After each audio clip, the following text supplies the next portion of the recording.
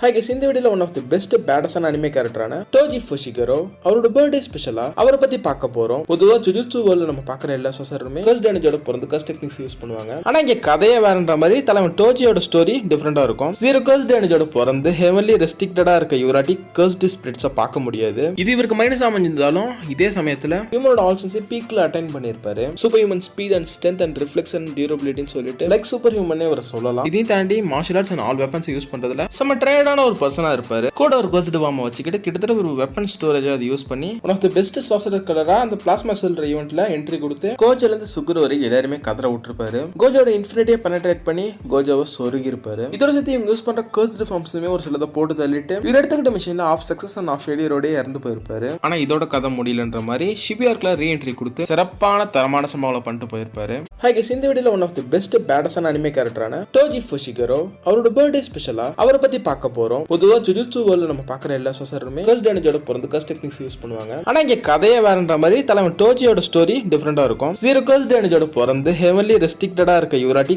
Cursed ஸ்பிரிட்ஸை பார்க்க முடியாது. இது இவருக்கு மைனஸ் அமைஞ்சிருந்தாலும் இதே சமயத்துல ஹியூமனோட ஆல்சன்ஸை பீக்ல அட்டைன் பண்ணியிருப்பாரு. Super human speed and strength and reflection டியூரபிலிட்டின்னு சொல்லிட்டு லைக் சூப்பர் ஹியூமனே அவரை சொல்லலாம். இதையும் தாண்டி martial arts and all weapons use பண்றதுல செம்ம ட்ரையர்டான ஒரு பர்சனா இருப்பாரு. கூட ஒரு கர்ஸ்ட் பாம் வச்சுக்கிட்டு கிட்டத்தட்ட ஒரு வெப்பன் ஸ்டோரேஜ் அதை யூஸ் பண்ணி one of the best sorcerer கலரா அந்த பிளாஸ்மா செல் ஈவென்ட்ல என்ட்ரி கொடுத்து கோஜோல இருந்து சுகுரு வரை எல்லாருமே கதற விட்டுருப்பாரு. கோஜோட இன்ஃபினிட்டியை பெனட்ரேட் பண்ணி கோஜோவை சொருகி இருப்பாரு. இதோட சேர்த்து இவங்க யூஸ் பண்ற கர்ஸ்ட் ஃபார்ம்ஸுமே ஒரு சிலதை போட்டு தள்ளிட்டு இவர் எடுத்துக்கிட்ட மிஷின்ல ஆஃப் சக்சஸ் அண்ட் ஆஃப் ஃபெயிலியரோட இறந்து போயிருப்பாரு. ஆனா இதோட கதை முடியலன்ற மாதிரி ஷிபியார்க்ல ரீஎன்ட்ரி கொடுத்து சிறப்பான தரமான சம்பவங்களை பண்ணிட்டு போயிருப்பாரு.